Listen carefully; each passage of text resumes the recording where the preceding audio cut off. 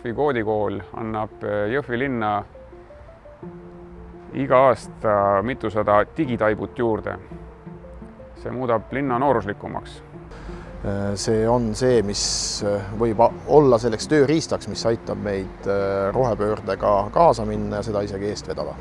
Eestis on üle 6000 töökoha startup-ettevõtetes, kus keskmine palk on üle 2500 euro.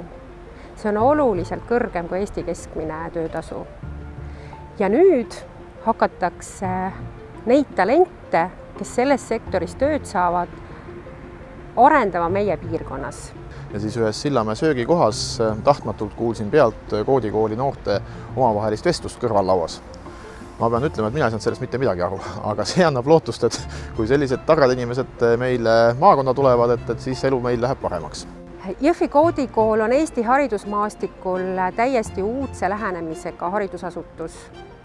Ja see, et kool alustab oma tegevust just Ida-Virumaal, on tekitanud piirkonnas palju elevust ja lootust.